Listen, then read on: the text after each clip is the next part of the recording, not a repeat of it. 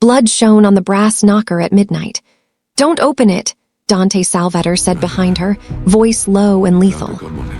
"If you do, little saint, you don't get to belong to the life you had before." I was Adriana Salvator, the wife people watched in churches and charity rooms and never understood. Married to a man who ruled the city with silence, slept behind a locked door, and had never once touched me like a husband. In 2 minutes, his former mistress would collapse across my threshold. In 2 hours, I would be holding a feverish little girl with Dante's eyes, while armed men filled the halls, and nobody said the word betrayal out loud. The woman at the door came bleeding through silk and rain, one arm wrapped around a child, the other around a secret big enough to split a marriage open. And the secret I hid was worse than hers. I had never married Dante for love. I had married him to save 23 children from losing their home. By dawn, that lie would either save all of us or destroy the only man I was already afraid to need. Chapter 1. The knock. She didn't ask whose child. The first thing I heard was the click. Dante's silver lighter snapped open somewhere below my room, precise and metallic, followed by the soft drag of flame. That sound had a way of moving through the Salvator house faster than footsteps. Men changed posture when they heard it. Voices thinned. Doors seemed to remember what they were made for. I had learned that in 9 months of marriage. The mansion was built out of old stone and silence. At midnight, the marble held cold like memory. I was barefoot, standing beside the narrow window in my room, when thunder rolled over the city and the knock came from downstairs. 3 hard strikes, not polite, not hesitant. Desperate enough to sound rude, I reached for the robe thrown over the chair. A moment later, my bedroom door opened without a knock of its own. Rosa Bellini stood there in a dark dress and slippers, gray hair pinned back, face pale in a way I had only seen once before, on the day I signed my marriage license. "Madonna," she whispered. "Stay here. What happened?" "Nothing good." She turned, but I was already moving past her. I should tell you I had become brave by then. I had not. I was simply tired of being the last person told things in my own life. The downstairs hall glowed gold under chandeliers. Men were gathering at the front entry, with guns under jackets and stillness in their shoulders.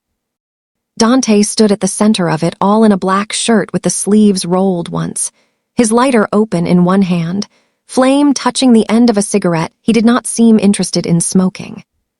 He looked over when he saw me on the stairs. There was no surprise in his face. Dante Salvator rarely insulted himself with visible surprise. "Go back upstairs," he said. "Someone's knocking." His gaze held mine for 1 beat too long. "That's why." Then the knocking came again, weaker this time. The men closest to the door glanced at Dante, waiting. He did not nod. He did not lift a hand. He only watched the wood as though it had already offended him. I don't know why I moved. Maybe because nobody else did. Maybe because my entire marriage had taught me that if Dante stayed still long enough, the room would choose fear over action every time. I crossed the hall. One guard muttered my name under his breath. Another took a step forward to stop me, then stopped himself because Dante had not spoken. His voice came low behind me. "Don't open it, little saint." It was the first time he had ever called me that, not tenderly, not warmly, like he was naming a flaw. I put my hand on the brass handle anyway. Rain hit the threshold the moment I pulled the door open. A woman stumbled into the light wearing a cream silk dress soaked dark at the waist with blood. Mascara had run into her cheeks. Her lipstick was gone on one side of her mouth. She would have fallen if the child in her arms had not made her hold herself upright 1 second longer. I knew her face. Everybody in Dante's world knew Sofia Vittori's face. Nightclub singer. 2 summers ago, the woman the papers called his favorite mistake. My stomach turned cold so quickly it felt clean. "Please," she said, looking not at Dante but at me. "Take her." The child was curled into her shoulder in a red coat too thin for the weather, small fingers locked around a painted wooden music box. She had dark lashes, rain on her brow, and eyes so much like Dante's that denial would have been a childish religion. Nobody breathed, Sophia swayed. "He found us!" Dante crossed the hall then, fast. The kind of fast that did not look rushed until you realized he had already arrived. "Who?" he said. She laughed once and there was blood in it. "Still you, even now." I should have looked at him. I should have asked the question any normal wife would ask first. "Is she yours?" Instead, I looked at the child. Her lower lip was blue. Her knuckles were split where she had held the music box too tightly. She had the blank, hard stare children get when fear has gone past crying and found something quieter. I reached for her. Sophia held on for half a second longer, as if her body had forgotten how to release the only thing that mattered. Then she let go, and the girl came into my arms cold as rainwater. "It's all right," I whispered, though it clearly was not. "I've got you." The child's fingers caught in the front of my robe. She did not speak. Sophia watched that happen and shut her eyes once, like pain had finally found somewhere to sit. Dante's voice lowered another degree. That was when people should have run. "Who found you?" Her gaze shifted to him, then beyond him, as if she could already see death coming down our hall in expensive shoes. "Raphael." Everything in the room changed. It was slight if you did not know these men. Shoulders tightened. One guard touched the inside of his jacket. Rosa made the sign of the cross without seeming to. Dante did not move at all. Sophia laughed again, softer. "I told him I'd keep quiet. I did, for 5 years, Dante." Her eyes slid to me. "I wasn't here to ruin her." I did look at him then. His face gave me nothing. That was its own violence. "Is this child mine?" he asked. The little girl flinched at his voice, not because it was loud, because it was final. Sophia nodded once. "Lucia." Dante stared at the child in my arms. I watched something pass through his eyes so quickly I almost thought I imagined it. Not denial, not joy, something worse. Recognition without permission. Sophia took one breath, then another. The third never finished. She folded at the knees. Tommaso caught her before her skull hit the marble, but the sound that came out of Rosa was already the sound reserved for things that could not be repaired. The girl in my arms made no noise at all. She only buried her face in my throat. I held her harder. "Call Dr. Vanni," Tommaso snapped. Dante crouched beside Sophia and put 2 fingers to her neck. I watched his hand. Steady, clean. Beautiful in the terrible way some weapons are beautiful. After a moment he stood. "No doctor," he said. Rain kept falling through the open door until a guard shut it. The heavy bolt dropped into place with a sound I felt in my ribs. Lucia lifted her face just enough to look at Dante. He looked back. Neither of them spoke. Then his gaze came to me. To the child in my arms. To my hand over the back of her head, shielding it from a room full of armed men and ugly truths. Something in his expression altered. Not softened. Shifted. "Take her upstairs," he said. "She's freezing." "I know." I should have said something sharp, accusing, human. Instead, I nodded like a woman in shock and turned toward the stairs. "Adriana." I looked back. His lighter snapped shut in his hand. "For tonight," Dante said, eyes on Lucia and not on me. "She stays with you." Nothing in that house belonged to the woman I had been before midnight. Chapter 2. Separate bedrooms. He gave the order without raising his voice. Lucia woke screaming without sound. That was the worst part. At 4 a.m, I came upright in bed because small fingers were clawing at the front of my nightgown, and a child's mouth was open against the dark with no voice coming out of it. Her eyes were wide, not with confusion but with recognition. She knew exactly where she was not. "Lucia," I touched her shoulder gently. "You're safe." Safe was an ugly word in that house. It fit nowhere cleanly. I lit the bedside lamp.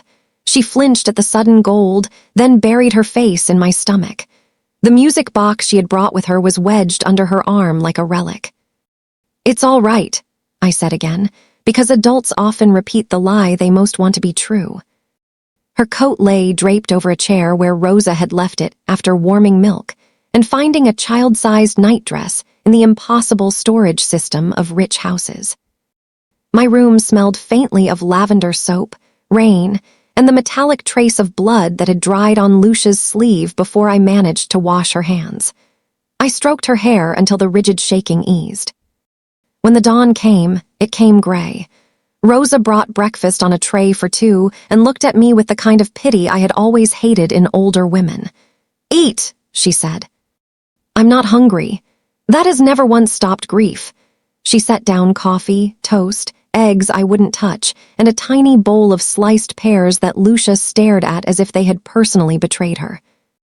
Rosa's eyes softened on the child. "Buongiorno, Piccola." Lucia said nothing. Rosa looked at me again. "He's downstairs."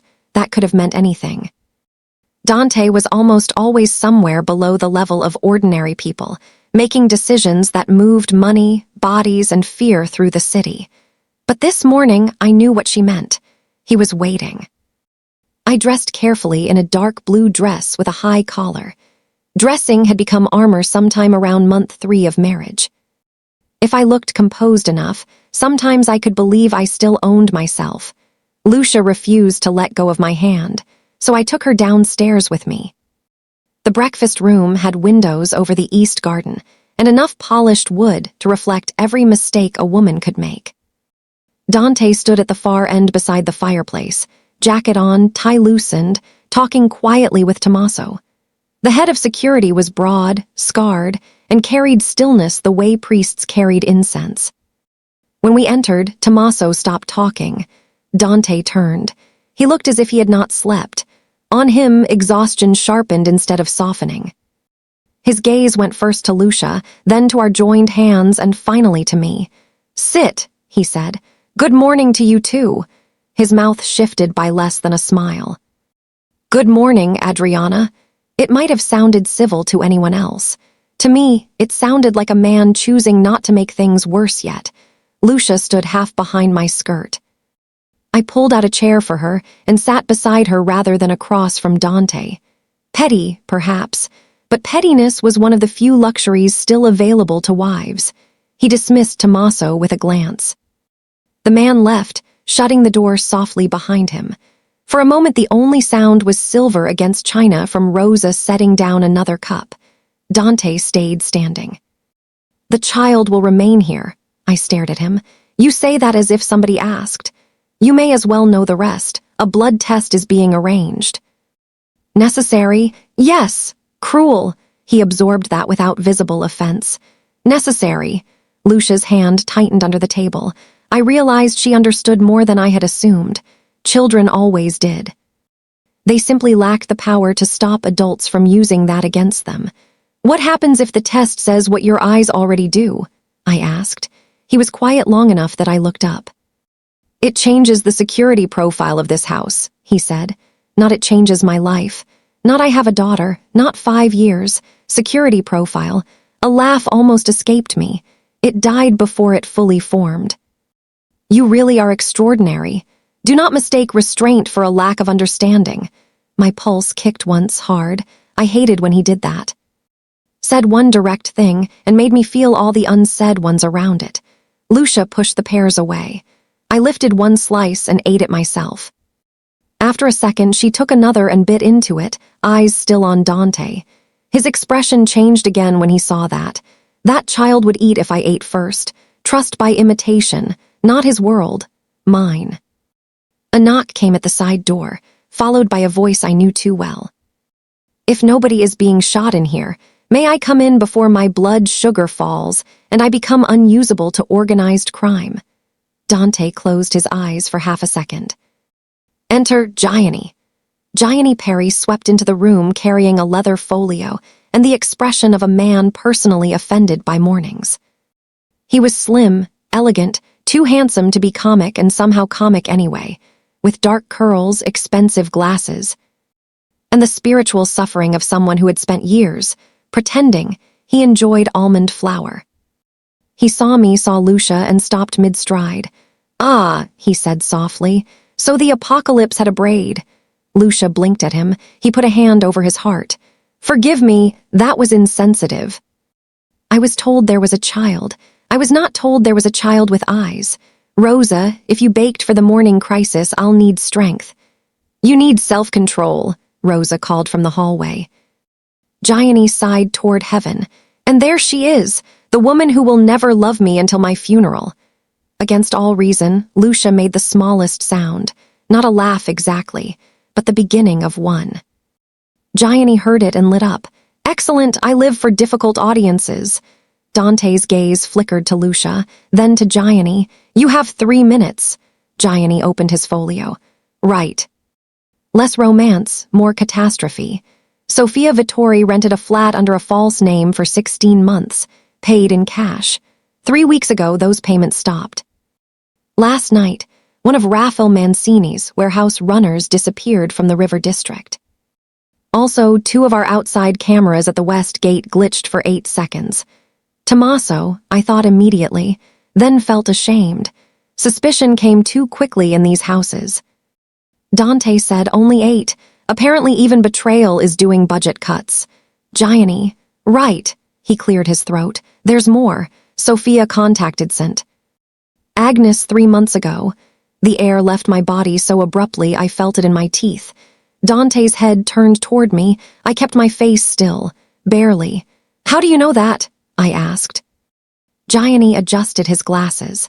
Because nothing involving church donations, forged names, or women who turn up bleeding at midnight remains private in this city for long. What did she want with St. Agnes, that, Gianni said carefully, is what we're finding out. Dante was looking at me now in that terrible, unblinking way of his. He knew St. Agnes was my place. The children's home I had saved by marrying him, the wound under my wedding band. I lifted my coffee. My hand did not shake. Lucia slid off her chair without warning and walked straight to Dante. My breath caught. The whole room changed again, smaller this time, more intimate and somehow more dangerous. She stopped an arm's length away, looked up at him, and held out the music box. It was painted wood, chipped at the corner with a tiny gold leaf halo around a carved angel on the lid. He stared at it as if it were evidence. Then, very slowly, he took it. The child watched his face like she was waiting to see whether the world would reject her twice in the same night. Dante turned the crank once. A few broken notes came out. Thin, damaged. Almost a lullaby. Lucia reached for it again. He gave it back immediately. Then his hand hovered, as though he meant to touch her hair and remembered too late he had no right to know how. He stepped away first. Always him, always first. He looked at me over Lucia's bowed head. You will not leave the house today. Am I your wife or your hostage? For today, his voice was quiet enough to be mistaken for kindness. The difference is not useful. That was how he did control. No raised voice, no spectacle, just a sentence that shut every window in the room. I understood then that my old life was not gone in one dramatic break. It was being closed, one soft lock at a time. Chapter 3, Gold Leaf and Gunmetal. The child drew the man he feared. Lucia did not speak on the first day. She spoke with her shoulders, with the way she stiffened at male footsteps, with the precise care she took not to let her music box out of reach. She spoke with hunger delayed until someone else ate first, with sleep that came in fragments, with the terrible politeness of frightened children. By the second day, I had turned the small morning room off the library into a workspace. Rosa found me old newspapers and a box of pencils from some forgotten school drive. I sent for charcoal, soft brushes, rabbitskin glue, and the small restoration case I had not opened since my wedding. The room smelled like dust, paper, and the faint sweetness of varnish. It felt more like mine than any bedroom in the house ever had. Lucia sat at the table, feet not touching the floor, watching me lay out tools as if I were performing a religion. You can use the black ones first, I told her. They're forgiving. She did not answer, but her fingers went to the charcoal. The music box sat beside us. In daylight, its damage was clearer. Cracked corner, flaked paint, a seam lifting along the underside where moisture had gotten in. It wasn't expensive. It was loved. Those were not the same thing. I touched the chipped gold leaf halo on the lid. Did your mother give you this? Lucia's face changed at the word mother. Not pain exactly. A ceiling. I nodded once. All right. We won't talk. Her first drawing was a house, not this house. a narrow building with a fire escape and a window painted red. Her second was a woman with yellow hair and blood at her waist. Sophia, without question. Her third was only a man's hand, large, square knuckles, dark sleeve, one ring, a wolf's head in silver. I went very still. I had seen that ring before, not on Dante. On Raphael Mancini, his cousin, who wore charm and menace like layered cologne. He had kissed my cheek at our wedding and told me I looked too honest for the family, which at the time I had mistaken for wit. Lucia dragged more charcoal over the page until the wolf ring nearly tore through. "Lucia," I said softly. "Who is that?" She kept shading. A knock sounded once against the open door. I looked up. Dante leaned against the frame in shirt sleeves, no jacket, tie gone, his lighter turning over once in his fingers before disappearing back into his palm. He took in the room in one sweep.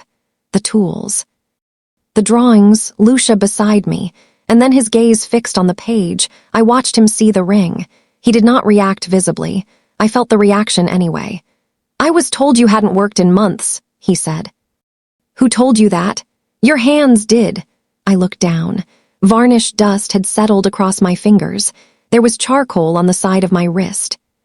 For one sharp second, I remembered who I had been before marriage had turned me into a carefully dressed ghost. "She needed something to do," I said. "Did she? She's a child, Dante. I'm aware." "Are you?" Lucia's shoulders tensed at my tone. I regretted it at once. Dante stepped into the room. He seemed too large for it immediately. Power had a way of making ordinary spaces confess their limits. He stopped across from Lucia, not close enough to corner her. I noticed that. Against my will, I noticed many things about him. His voice dropped. "Who showed you that hand?" Lucia did not answer. Her eyes stayed on the page. "Enough," I said quietly. "She doesn't owe you speed." His head turned toward me. That should have been the moment I backed down. Instead, I lifted the damaged music box and set it between us. "This seam opened because somebody forced it," I said. "Not recently, a while ago." The wood swelled and dried again. I held up the underside where the paint had bubbled. "There may be something hidden inside." His eyes narrowed. "You can tell that by looking at it?" "Yes," a beat. Then Dante pulled out the chair opposite Lucia and sat. I almost forgot how to breathe. He did not sit with us. Men like Dante did not sit with wives and children over broken objects. They stood over meetings, over bodies, over maps. Sitting meant participation. Sitting meant some small surrender of distance. Lucia looked up at him, startled. His forearms rested on his thighs. "Show me." So I did. I explained the split in the grain, the lifting gesso, the poor repair someone had once attempted with household glue. Lucia watched my hands instead of his. The room went quiet in the good way silence sometimes can.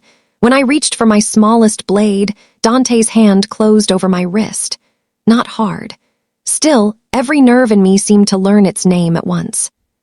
"You use that on wood," he said. "Yes."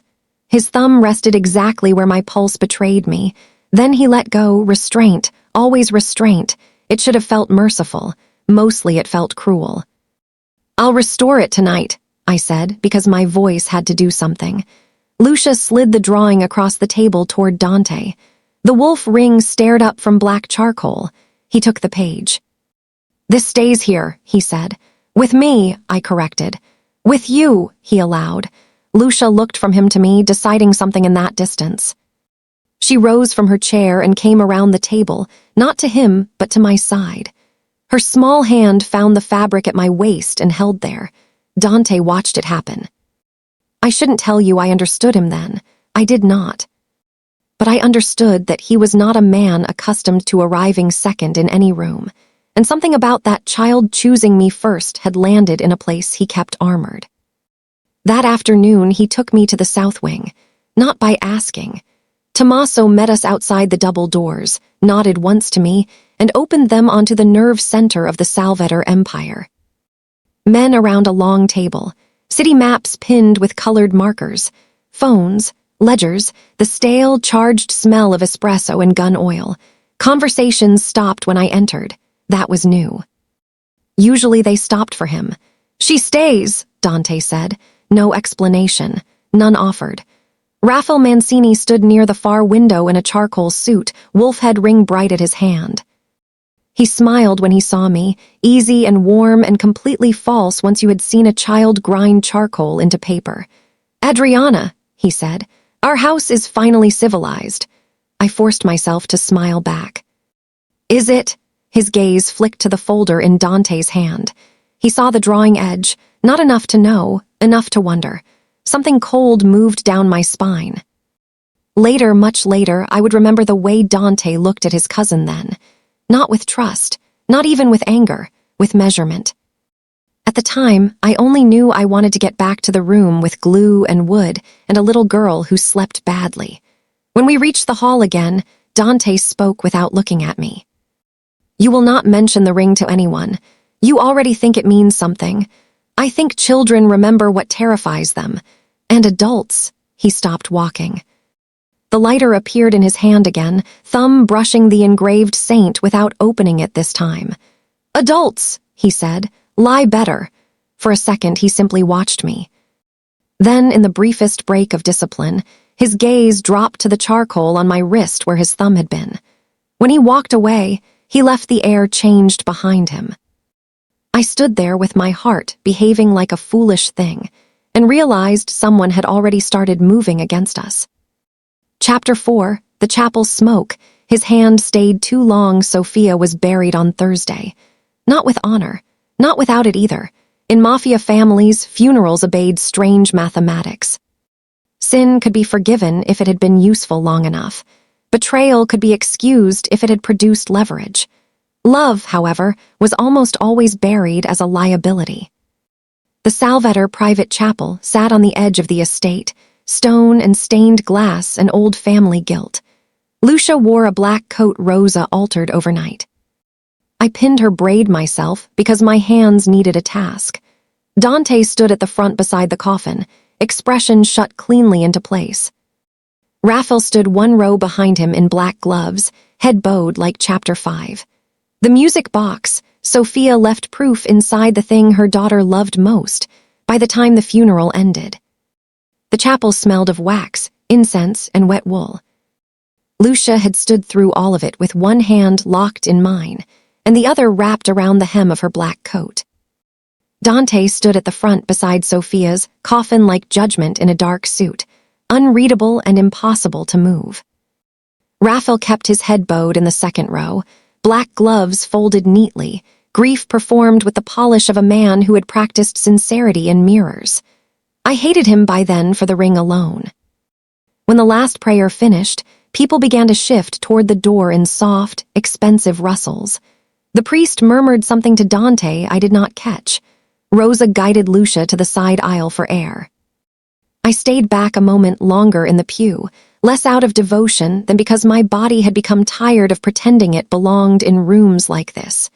Your wife looks pale, Raphael said from beside me. I hadn't heard him approach. I turned. Then perhaps you should stop startling her in chapels. His smile deepened. Adriana. I only meant you've had a difficult week. You say that like you're sorry. He leaned one shoulder against the end of the pew, wolf head ring flashing once in stained light. In this family, sorrow is usually just delayed information. I held his gaze and smiled back. Then let me give you some. I dislike you more each day. His brows lifted, amused rather than wounded. Good, distrust is healthier than charm. Before I could answer, Dante appeared at the aisle. He did not ask what passed between us. He only looked at Raphael once, and whatever he saw there made the air tighten. Then he turned to me. We're leaving. Not come with me, not are you ready. Just the sentence itself, and the world altered around it. At the house, Lucia fell asleep on the settee in the small morning room with her shoes still on, one fist around the music box. Rosa draped a blanket over her. Gianni appeared in the doorway carrying ledgers under one arm and an expression of injury. I would like it noted, he said, that I have now attended 2 funerals this month and neither offered proper pastry. Rosa, passing with a tray, said, Your suffering is theatrical.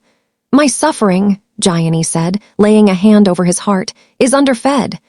Lucia didn't wake, but her mouth softened in sleep for the first time since she arrived. Gianni saw it and lowered his voice at once, comedy bending into kindness so quickly it almost hurt to watch. I found the parish donation records, he told me. And a list of properties held by Vittori shell companies. Dante wants both. I'll bring them, he hesitated. Adriana, yes, there are easier men than him. I looked toward the child on the settee, then toward the hall where Dante's footsteps had already disappeared. That was never the point. Gianni studied me a moment, as if he knew exactly how dangerous that answer was. Then he nodded and left Rosa to pretend she wasn't watching him go. I waited until Lucia was sleeping deeply before I took the music box to the work table. The crack along the underside was worse than I'd thought. Cheap glue had been pressed into the seam years ago, badly enough that it had sealed dirt into the join. I set out my smallest tools, lamp angled low, and began teasing the edge apart. Dante came in when I had the blade halfway under the lifted panel. He stood behind me long enough that I felt him before I looked. Not touch, not sound. Just the awareness of a man whose presence changed the temperature of rooms. Still awake, he said. So are you. I had work, I nearly laughed, and I'm doing embroidery. He moved closer. The silver St. Christopher lighter clicked once in his hand, then shut again without flame. Restraint, exactly where another man might have chosen a cigarette. What are you expecting to find? He asked. Something Sophia didn't trust herself to carry. And you assume she hid it in a child's toy. I assume mothers with enemies don't use obvious places. His silence told me I was right. I worked the seam open another fraction. The wood gave with a soft, reluctant snap. Inside the hollow base sat a folded square of oilskin, thin as a confession. Dante reached it first. Our hands touched over the opening. Not accidentally. Not fully. Just enough for my pulse to turn treacherous and for his gaze to drop to my mouth as if he disliked himself for noticing it. Then he unfolded the oilskin. Inside was a saint card of Saint Agnes, water-stained at one edge, and a strip torn from ledger paper with 3 lines written in Sophia's hand. Pier 14 Bell account 7C St. Agnes Tuesday. My throat closed. Dante looked at the paper, then at me. You know what that means? I hated how still my voice was. I know, St. Agnes is closed on Tuesdays. His eyes narrowed. Meaning if Sophia wrote it that way, the church itself wasn't the destination. I took the card from him and turned it over. A number had been penciled along the back. It was a signal. For whom? I looked at Lucia sleeping under Rose's blanket, one cheek pink now from warmth. For someone she hoped would understand before she died. Dante's gaze did not leave my face. Did you? No point lying. Not to him, not with evidence in his hand and danger in the walls. Yes, the room went very quiet. You're going to tell me why St. Agnes matters to you, he said. I set the blade down carefully. Not tonight. That wasn't a request, and this isn't a marriage where you get to confuse access with entitlement. Something shifted in him then. Anger, perhaps, not loud, never loud. The dangerous kind, the kind that chose stillness instead of spectacle. But Lucia stirred on the settee, and in the same breath both of us looked toward her. That was the worst part of her, how quickly she turned other priorities childish. Dante glanced back at the music box. Bell account 7C, he said. Gianni will trace it. And Pier 14, I'll handle that. He started for the door, then stopped. When he turned back, he looked not at me but at the opened box in my hands. She hid it well, he said. Yes. He lifted the lighter once, thumb brushing the engraved saint. She was trying to get the child to you. I should have denied it. I should have pretended the dead woman hadn't chosen me. Instead, I said, no, she was trying to get the child somewhere mercy might still exist. He held my gaze for one long, unreadable second. Then he left, and the click of the lighter echoed down the hall like a promise choosing its shape. Chapter 6. Bianca's door. He showed me the room he had never forgiven himself for. Lucia's fever came back the next night. not high enough to panic Rosa, but enough to make the child restless and glass-eyed, her small body too warm against the sheets. Rain pressed at the windows. The house settled into storm silence. Men moved more softly when weather matched the mood inside. I sat at Lucia's bedside with a cool cloth and the repaired music box on the table beside me. I had sealed the crack, reset the hinge, and pressed fresh gold leaf over the damaged halo.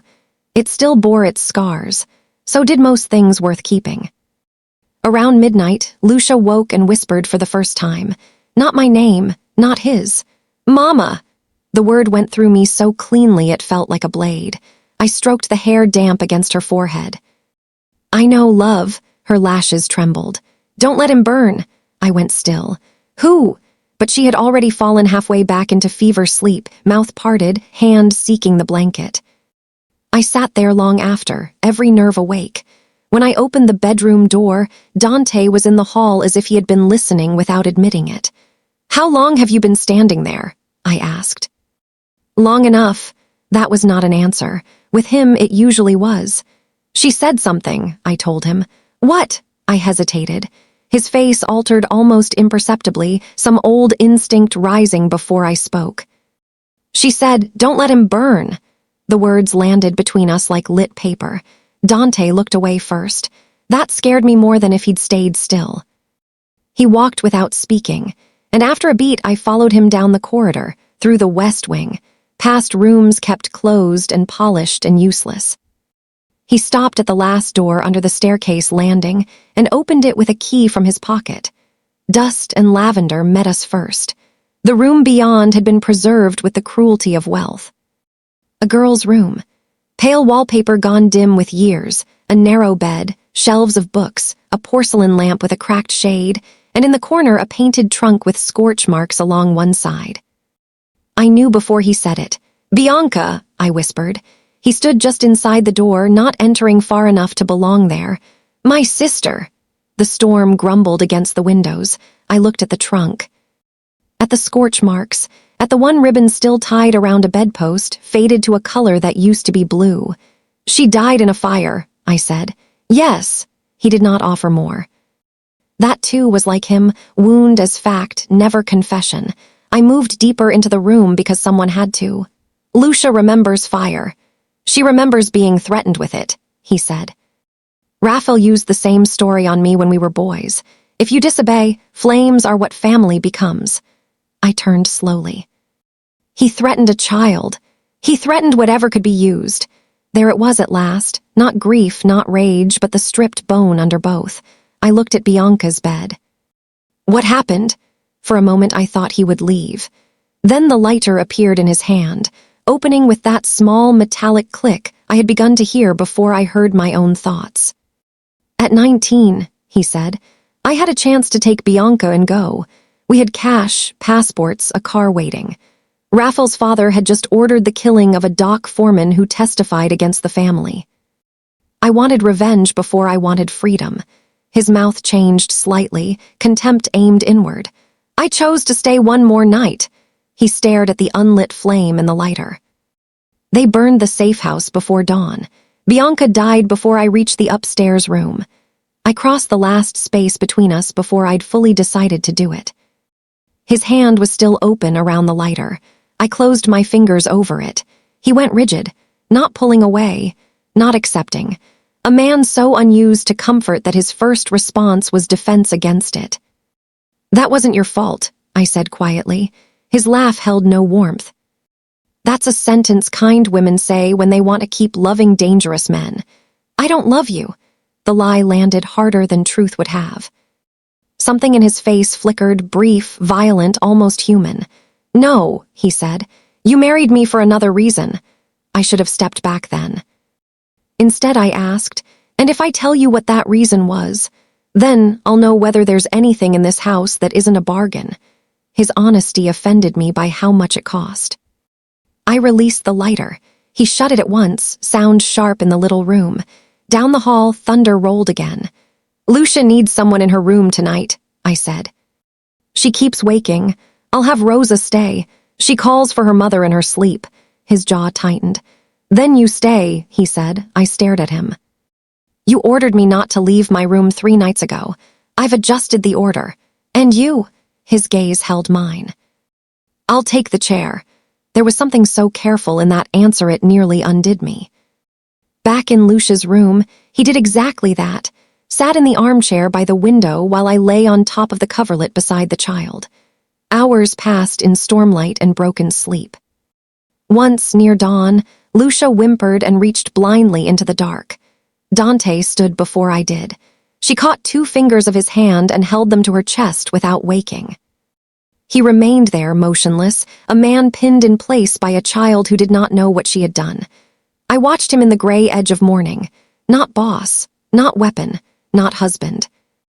Just a man too afraid to move, because Mercy had found him, and he did not yet know whether he deserved it. Chapter 7. The leak. Mercy looked too much like treason in this house. Tommaso was the one who found the second bug. He came into the South Wing war room at noon with a small black listening device in his palm, and blood dried along one knuckle. The men at the table went quiet in stages. Dante did not look up from the city map immediately. When he did, the room tightened around it. Where? Dante asked. Under the chapel vestry rail. A chill moved through me. Gianni, seated at the far end with columns of figures and a plate of untouched biscotti, swore under his breath. That's not a leak. That's blasphemy with wiring. Raphael gave a low whistle. Inside the estate, then, we've grown intimate. Tommaso stood very still. Too intimate. Dante's gaze shifted from the device to the men in the room, weighing shoulders, silence, heartbeats. He did not raise his voice. Everyone out except Gianni, Adriana, and Tommaso. Raphael smiled faintly. You wound me, cousin. Live with it. The door closed. Gianni stopped pretending to arrange papers.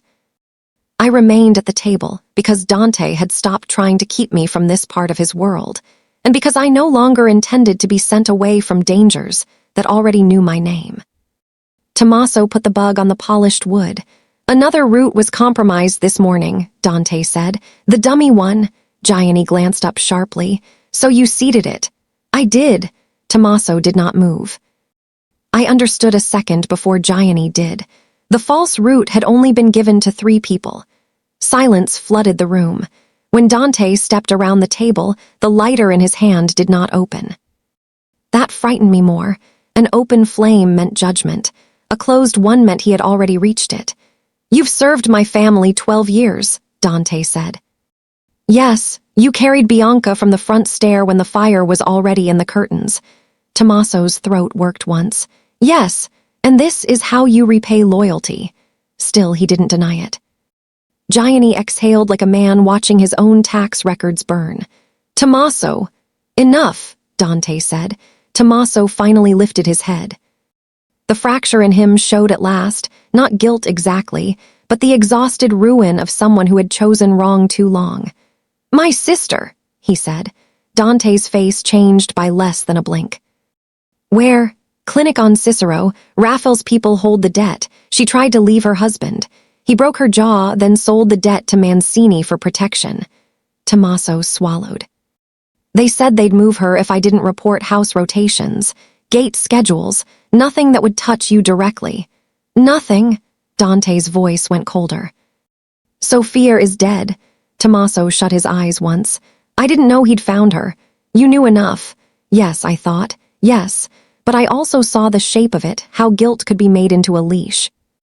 How family became ransom in men like Raphael's hands. Dante drew his gun with no wasted movement at all. Gianni stood so abruptly his chair scraped. Ah, bad, this is bad. Dante, I said. He didn't look at me. Tommaso did not reach for a weapon. He only squared his shoulders like a man who had spent the drive to work accepting his own death. She's all I have, he said. And Sophia's child was what she had, Dante replied. The gun remained steady. I moved before caution had time to become wisdom. I stepped between them. Gianni made a sound like a prayer gone bureaucratic. Tommaso went white. Dante's expression did something I could not name because fury and disbelief had arrived together. Move, Adriana. No, now, if you kill him before he gets her out. Raphael wins twice. He already did, and you're about to help him do it again. The room became so still I could hear the tick of the wall clock near the map cabinet. Dante's gaze dropped once to where I stood between the gun and the man it was meant for, then rose back to my face. There was murder in him still. And beneath it, something worse, the terrible possibility that I was right. Tommaso spoke behind me, voice rough. "Don't do this for me." I ignored him. "Ask him where the clinic is, send men.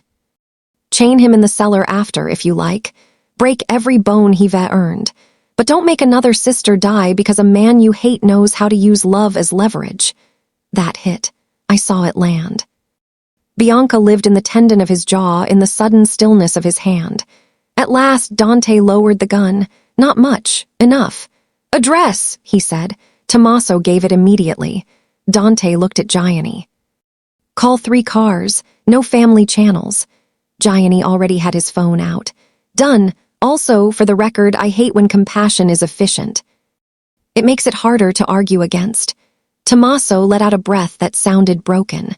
Dante turned to him then, colder than before. "If she's not there, I come back and finish this. She'll be there. I know." Dante's eyes sharpened. "That's how I know you told the truth too late." An hour later, Elena Greco was pulled half-conscious from a private recovery clinic fronting as a dental office on Cicero. 2 guards were dead. 1 fled. Tommaso returned with blood on his shirt that wasn't all his own. He came to Lucia's door after sunset, not entering. "She's safe," he told me. I nodded. "Then so are you." "For tonight," his mouth twisted. "You shouldn't promise what isn't yours." "No," I said. "But sometimes men listen when mercy wears a dress." From behind me came the unmistakable metallic click of the lighter. Tommaso straightened. Dante stood at the end of the corridor in shadow, flame rising, then dying as quickly as it came. "For tonight," he said. "He breathes." Tommaso bowed his head once and walked away. I stayed where I was. "You undermined me," Dante said when we were alone. "I stopped you from doing what Raphael wanted. He wanted me weak. No, he wanted you ruined." The words hung there. His gaze moved over me, slow and unreadable. "And you think there's a difference?" "I know there is." For a long moment he said nothing. Then he came closer, stopped 1 arm's length away, and lifted his hand as if to touch my face. He did not. His fingers closed instead around empty air. "When this is over," he said quietly, "I'm going to ask you again why you married me." I held his gaze. "When this is over, I might answer." Chapter 8, Sent. Agnes, I told my husband the truth in the place that made me worth saving. We left for St. Agnes at dawn under armed escort and weather the color of old tin. Dante did not want me to go. That was obvious from the way he said nothing for the first 20 minutes of the drive. Men like him became quieter the closer they came to what mattered. Lucia sat between us in the back seat with her repaired music box in her lap, thumb rubbing the fresh gold leaf halo as if it were a prayer she could touch. No one had wanted to bring her. No one had managed to stop her. When the orphanage gates came into view, my chest hurt with a homesickness I had taught myself to live around. St. Agnes was brick and modesty and small windows that held winter light badly. 23 children lived there on luck, church money, and stubborn female labor. I had known every cracked tile in its hallways before I ever knew the layout of the Salvator mansion. Rosa met us at the front steps, having arrived earlier with supplies and outrage. "You took too long," she told Dante. He inclined his head slightly. "Good morning to you too. Don't charm me." I'm old enough to remember when boys who brooded still carried crates. Gianni, climbing out of the second car with a satchel of files, muttered, "I'd carry crates for her, or low-sodium biscotti. Or a mortgage." Rosa ignored him with the precision of long practice. Inside, the children gathered in doorways, trying and failing not to stare at the armed men. Lucia went still beside me. I touched the back of her head. "It's all right," I whispered. She looked up. "Here." The single word nearly brought me to my knees. "Yes," I said. "Here." Mother Superior Cecilia received us in her office with the kind of face, God, gives women who no longer need men's permission to be feared. Her eyes went to Dante first, then to the bodyguards, then to Lucia. You brought the storm into my building, she said. Dante replied, I brought protection. Same breed. Different tailoring. Gianni made a strangled sound that might have been devotion. Once the doors were shut, Dante laid Sophia's oilskin note on the desk. Mother Cecilia's expression hardened. You've seen this before, I said. She looked at me for a long time. Not the note, the pattern. Dante stayed very still. Explain, so I did. Because there was no point keeping it once we were standing in the center of the thing. 3 years ago, I said, St. Agnes lost a major endowment. Money vanished from a diocesan family trust, then reappeared in shell charities tied to riverfront import companies. I looked at Dante. Bell accounts. His eyes did not leave my face. Children here started being approached, Mother Cecilia said flatly. Not taken, assessed. Girls asked questions about adoption. Boys asked about work. Men donating food who had no interest in food. Rage moved through Dante like weather behind stone. I traced one of the donors to a Mancini holding company, I said, quietly. I had no proof I could survive with, only enough to know St. Agnes would be sold within the year if no one with enough power stepped in.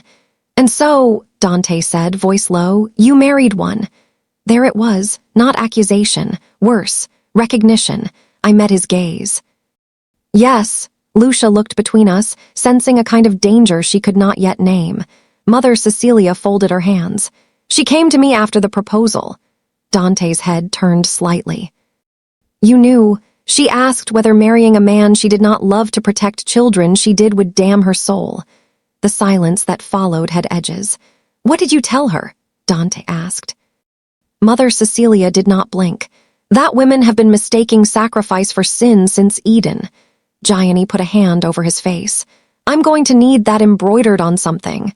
Dante ignored him. His gaze remained on me so intently, it felt like being held still. Why not tell me?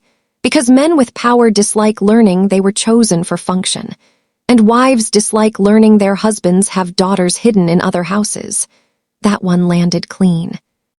We stood there with our ugliest truths between us, while a child traced circles on a music box, and a nun judged both of us insufficiently evolved. At last, Mother Cecilia slid a ledger across the desk. We found this in parish storage after Sophia came here in March. I opened it. Doc invoices, food deliveries, maintenance receipts. On 2 pages, shipment codes matched the Bell account number from Sophia's note. Pier 14 appeared 3 times. One entry listed temporary intake beside a Tuesday date. Children. God. Dante read over my shoulder. The temperature in the room seemed to drop. Raphael's using the orphanage roots as cover, I said. Not to move children out of here yet. To test what nobody watches. Deliveries, record gaps. He wanted the channels clean before he made them profitable. Lucia had gone very quiet. Dante noticed first. Always the danger in him, now, finally, the care following. He crouched in front of her, eye level, an impossible sight in a nun's office. You're safe here, he said. She looked at him steadily. Will it burn? His face emptied for one shattered second before discipline returned. No, he said, not while I'm breathing. She considered that, then placed the music box in his hands. Trust by transfer. Again. He rose slowly, box in one hand, the other braced at her back for the smallest moment. Not ownership, not authority, support. Mother Cecilia saw it, so did I. When we stepped into the corridor, he caught my elbow and drew me into the alcove outside the office, out of sight of the children. The touch was firm enough to stop me, careful enough not to bruise. You used me, he said. Yes, and you saved them. Yes. Something moved in his face, anger burning through into admiration and not enjoying the journey. I should despise you for that. I swallowed. I know. Instead he said, very quietly, Little saint, if you had asked, I would have done it anyway. That was the cruelest thing he had ever given me, because I believed him. Before I could answer, Tommaso appeared at the far end of the hall, bloodless and urgent. Pier 14, he said. Tonight. Dante released my arm, and the war came fully into focus. Chapter 9. The locked door. The first night my husband stayed. By evening the house had become a weapon. Cars moved in and out under dark instructions. Men checked magazines, radios, routes. Tommaso ran security with a brutality sharpened by shame. Gianni had turned the dining room into an accounting triage center, papers everywhere. Glasses slipping down his nose as he traced Bell account transfers through 6 shell companies and 1 supposedly charitable shipping fund. Rosa fed everyone whether they deserved it or not. When she set a bowl of pasta beside Gianni, he looked up as if personally visited by heaven. I'm not supposed to have starch, he whispered. Rosa deadpanned, then perished dramatically. I would if it impressed you. It would annoy me. He ate every bite anyway. I might have smiled if Dante hadn't been standing in the doorway watching me with the kind of stillness that always meant he had decided something dangerous. Lucia sleeps in your room tonight, he said. She has every night. You sleep too. That more than anything revealed his worry. He only became more controlling when fear began to look like logistics. And you? I asked. His gaze flicked toward the corridor where armed men moved under muted lights. I'll be in and out. He started to leave. Dante, he turned. I hated how much effort it took to say the next thing. If Pier 14 is a trap, don't go where revenge makes you stupid. His expression altered by a degree so small another woman might have missed it. You think that's still my weakness? I think it's the wound that taught all your others how to speak. For a beat, I thought he would answer with anger. Instead, he came into the room, closed the door, and stood there with us. Me beside the fire, Lucia asleep already in the center of my bed under a mountain of blankets. The repaired music box on the nightstand. A domestic scene forced to share oxygen with violence. I was 19, he said. No one had yet told me there are losses you can survive only by becoming someone else. I said nothing. He touched the bedpost once, absently, eyes on Lucia. After Bianca died, I locked every bedroom door in the house for a year. I thought if I controlled entrances, I controlled endings. And did you? His mouth bent without humor. No. A silence opened, not empty, full. I crossed it before I could talk myself out of it. He looked down as I stopped in front of him. Close enough now to smell cedar, smoke, and the clean metal scent that always seemed to follow his guns and his lighter. Close enough to know he was holding himself still on purpose. I didn't tell you about St. Agnes because I didn't know what you were, I said. That's honest. I'm trying something new. And what am I now? My throat tightened. A man I was wrong about in some ways and dangerously right about in others. He let out one low breath. That's the kindest judgment I've had in years. His hand rose slowly, giving me time to move if I wanted. When I didn't, his knuckles brushed one loose strand of hair back from my cheek. Such a small touch, my body answered it like betrayal. You should sleep, he said, voice rougher than before. That sounds like refusal. It's discipline. I looked up at him. You've had 9 months of that. Yes. And tonight? His eyes dropped to my mouth again, then closed once, briefly, as if the sight offended his self-command. Tonight, he said, I know exactly how little discipline I have left. The honesty of it undid something in me. I kissed him first, not gently, not wisely. With all the anger, humiliation, fear, and wanting, I had spent 9 months dressing in silk and silence. For half a heartbeat, he did not move. Then discipline died. His hands framed my face, then my waist, then my back as if he had been learning the shape of restraint only so he would know precisely what he was breaking. He kissed me like a man starving with excellent manners, deep, controlled until control became impossible, then deeper still. I felt the shudder in him when I clutched his shirt. The lighter clicked somewhere as it slipped from his hand onto the bedside table. Metal, saint, choice. He pulled away first, breathing hard, forehead against mine. Not like this, he said. My pulse was wild. Because I'm angry. Because if I touch you more tonight, I won't leave this room when I should. That was somehow worse. I laughed once, shaky and not amused. Your restraint is becoming insulting. His thumb brushed my lower lip. Little Saint, you have no idea how close I am to insulting both of us. Lucia shifted in sleep behind me. We both went still at once, and then, absurdly, quietly, we laughed. It lasted only a second, but it was the first thing in our marriage that felt unarranged. He rested his forehead to mine again. When this ends, he said, there will be no more separate bedrooms. The promise hit somewhere low and dangerous. Before I could answer, someone pounded once on the outer door. Tommaso's voice came through. It's time!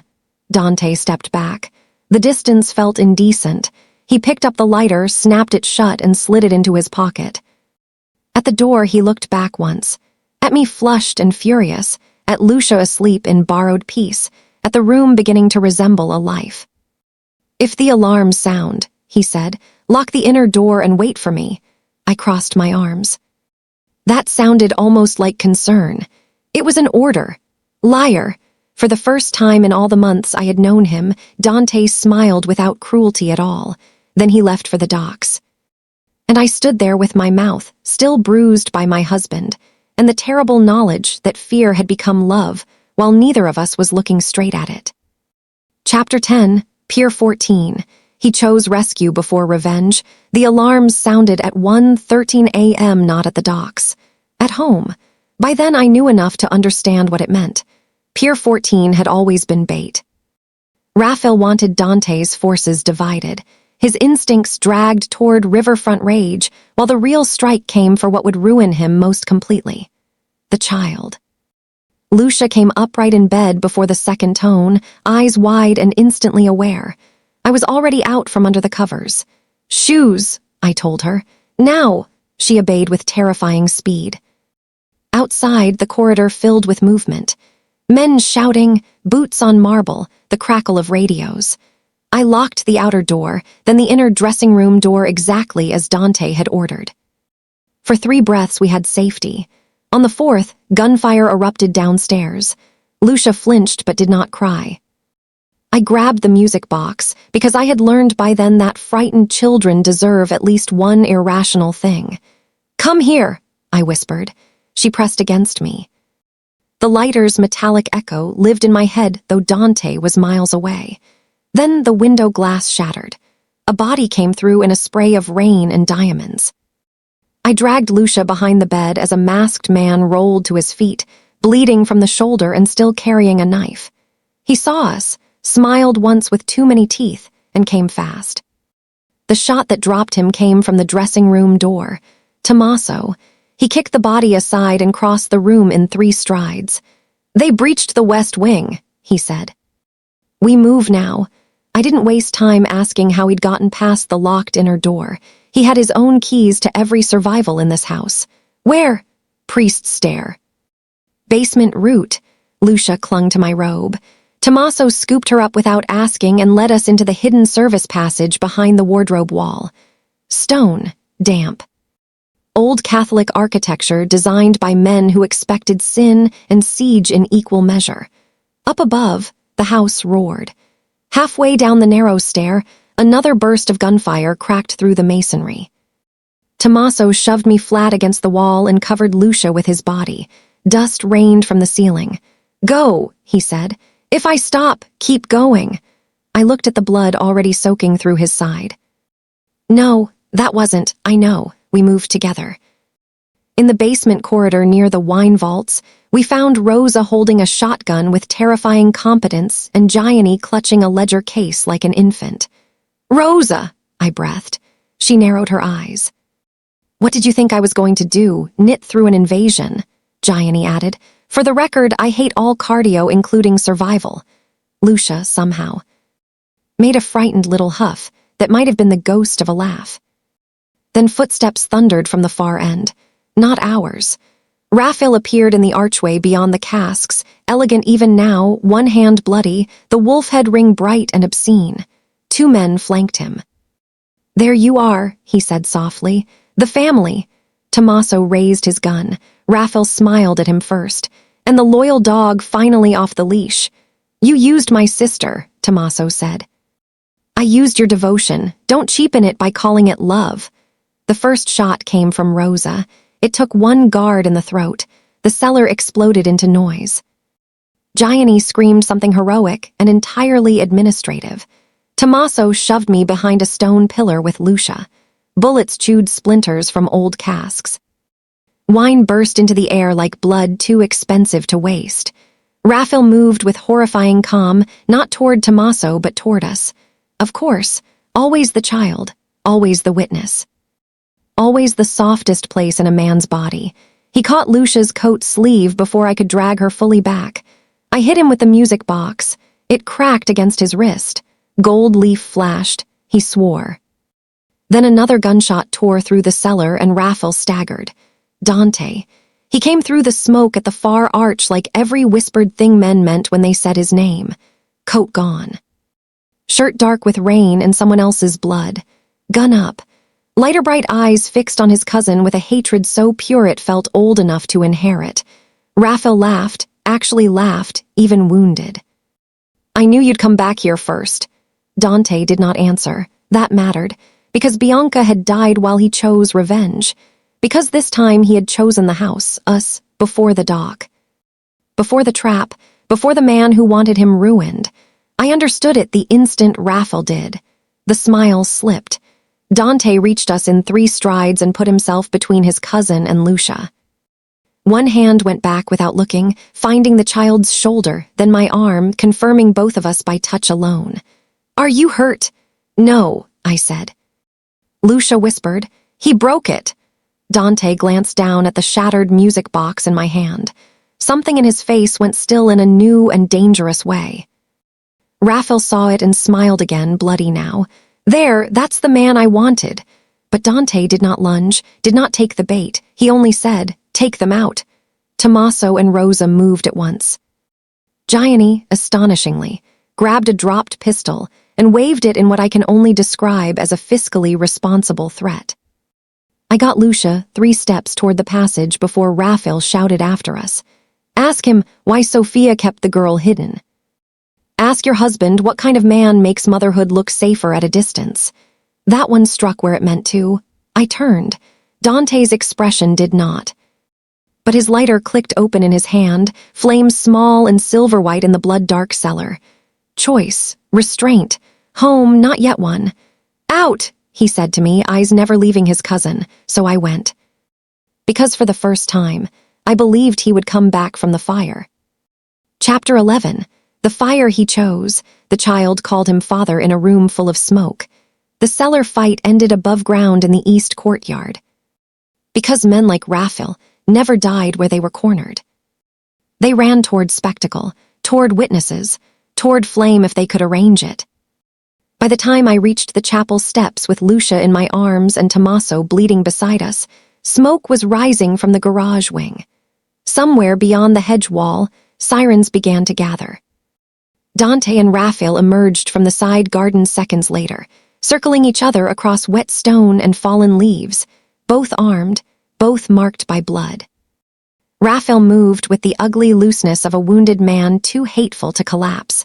Dante moved like decision made flesh. The courtyard lights threw gold over the wolf head ring. Raphael saw me on the chapel steps and laughed once. Good, let her see what family makes of men. Lucia buried her face in my neck. Then against my shoulder whispered a word so soft I almost missed it. Papa! Everything in me stopped. Dante heard it. He did not look at us. Couldn't. But the sound went through him visibly, like a blade made of mercy. Raphael heard it too, and that was the real cruelty, that he understood the value of tenderness precisely because he could not keep any. There, he said. That's what ruins you, not bullets. Not cops want. He fired first. Dante moved left. The shot hit stone. Tommaso raised his gun from one knee and took Raphael in the thigh. Rosa, still carrying the shotgun like righteous domesticity, barked at Gianni to get Lucia inside. Gianni, pale and heroic by accident, hustled 2 altar boys and Mother Cecilia, who had apparently arrived during the chaos and looked wholly unimpressed by gunfire, through the chapel doors. Raphael kept his feet through fury alone. I tried to teach you, he shouted at Dante. Love is what burns first. Dante's voice came low, deadly clear. No, cowards do, Raphael charged. It happened quickly after that and somehow in pieces. Dante knocking the gun aside, both men slamming into the rain-dark fountain wall, the brutal economy of close violence, the ring flashing once. Twice, Tommaso limping forward despite blood loss, my own voice breaking somewhere I did not hear. Then Raphael pulled a hidden blade, not at Dante, at Lucia. He moved like a serpent, even dying, all last instinct and spite. Dante saw it a fraction before I did, and chose, not the kill, the rescue. He let his cousin go, turned, and took the knife through his own side as he threw himself between blade and child. The world became noise. Rosa fired. Raphael went down hard against the chapel rail, chest shattered, wolf head ring scraping stone on the way. He stayed down. Dante dropped to one knee. Lucia was screaming now, full voice at last, the sound of terror forced back into life. I ran to him, to both of them, my hands already on the blood pouring between his fingers. No, I said, though the wound had already happened. No, he looked at Lucia first. Of course he did. You all right? He asked her, voice gone rough around the edges. She sobbed once and threw herself against him carefully, tiny hands catching at his jacket. Papa! This time there was nothing soft about the damage it did to him. It split him open more surely than the knife. He touched the back of her head with a hand that shook exactly once. I've got you, he said. The words were mine from the night she arrived. Now his too. Tommaso reached us, white-faced. Medic's coming! Dante's gaze found mine over Lucia's hair. There are moments when love becomes less a feeling than an instruction from the body. Mine arrived then, complete and terrifying. Stay with me, I said. A crooked almost smile touched his mouth. That sounded like an order. Yes, good. He coughed once, pain cutting through discipline at last. I pressed harder against the wound. Blood soaked my hands, hot and slick and unbearable. You are not dying on church steps, I told him. Embarrassing place for it. Dante. His eyes sharpened at my tone, then softened impossibly when they moved to Lucia clinging to him.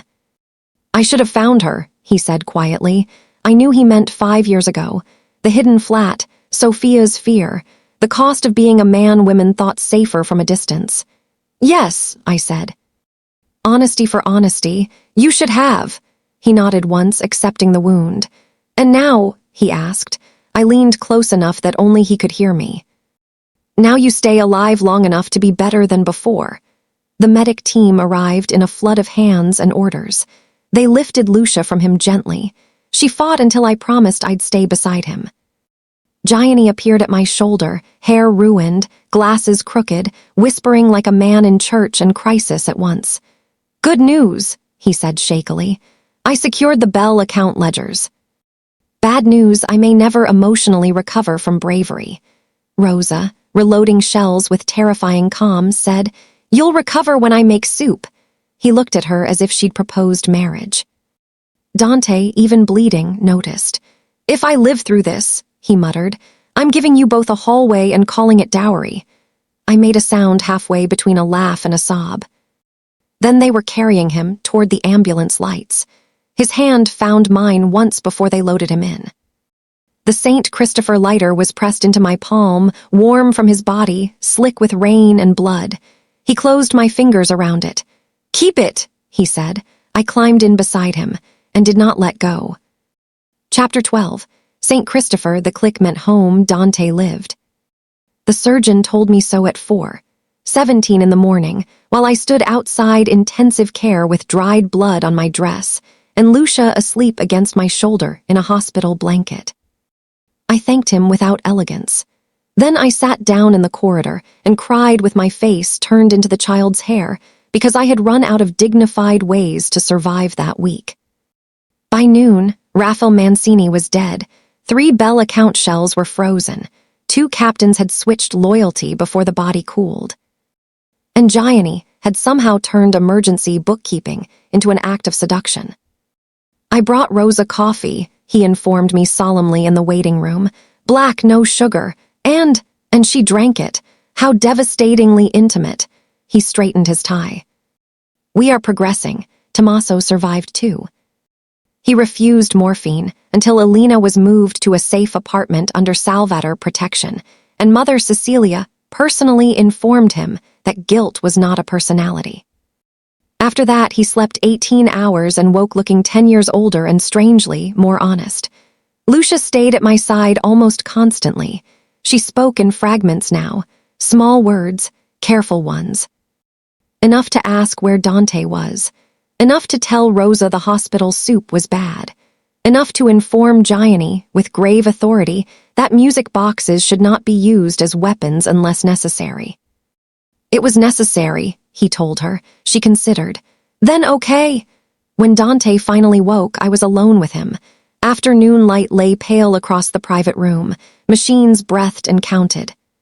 He looked wrong in a hospital bed. Too still, too mortal, robbed of the architecture of command. Yet the moment his eyes found me, something of the old force returned, quiet and absolute. You stayed, he said. The understatement offended me instantly enough to make my eyes burn. I stabbed 3 nurses and bribed 2 priests for the privilege. His mouth shifted. That sounds expensive. I'll send you the invoice. He studied me for a moment longer, then noticed what was in my hand. His lighter. I had carried it since the ambulance, not for danger anymore. For proof, he held out his hand. I gave it to him.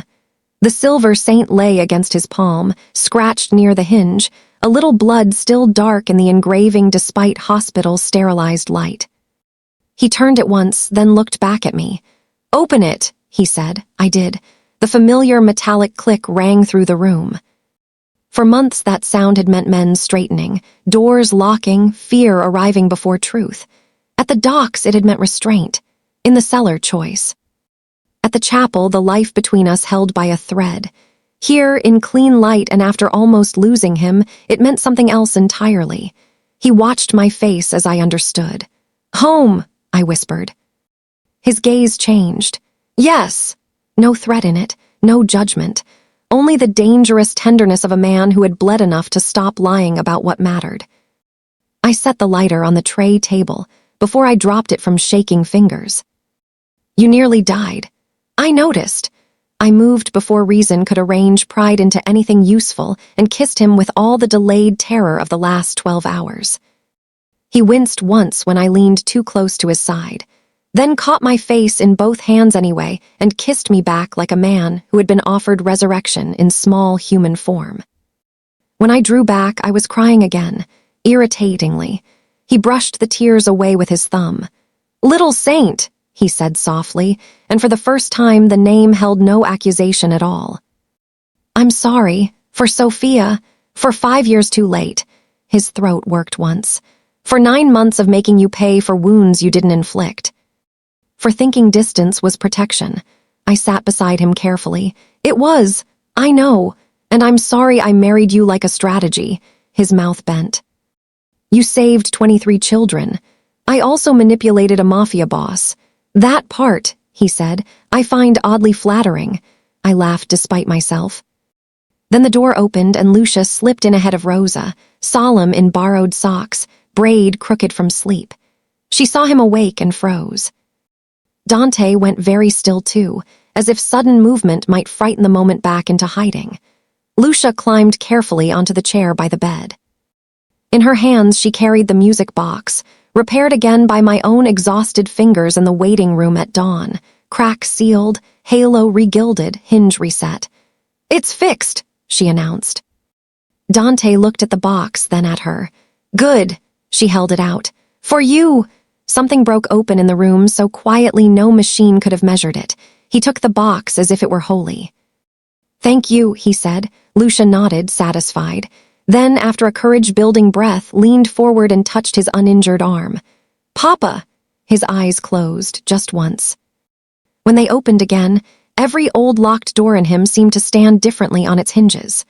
Lucia, he said, voice low and unsteady in a way I would remember all my life. Rosa turned discreetly toward the window. Gianni, lurking behind her with flowers he was probably pretending were for everyone, began to cry in a highly administrative fashion. "I'm not emotional," he whispered to no one. "This is stress hydration." 3 weeks later, Dante came home, not to the old arrangement, not to separate bedrooms and polite war. Lucia's room was moved between ours, then ours became one. Tommaso returned to work slower and quieter, no longer pretending loyalty had never cost him blood. Alina took a job with Mother Cecilia and terrified several men who underestimated women with broken histories. Gianni began eating pasta openly. Rosa allowed him to carry grocery bags, and once, in the kitchen, kissed his cheek so swiftly he forgot numbers for a full minute. At dusk on the first evening the house was truly ours again. Lucia sat on the rug in the morning room drawing saints with terrible proportions, while I mended the hem of her coat. Dante stood by the window, no gun in sight, jacket off, the city dim beyond the glass. He clicked the St. Christopher lighter open once. Metal, memory, choice, then shut it. No one tensed. No one went quiet in fear. Lucia looked up. "Again!" He smiled, that rare, ruinous smile that belonged only to us now, and clicked it once more. I watched him across the lamplight and thought of midnight blood on brass, of a dying woman in silk and rain, of a child handed into my arms before any wife's pride had time to speak. I thought of all the ways love had entered this house disguised as scandal, burden, leverage, grief, and stayed anyway. Dante crossed the room and bent to kiss the top of Lucia's head. Then he looked at me. "Come here, little saint." This time I went gladly.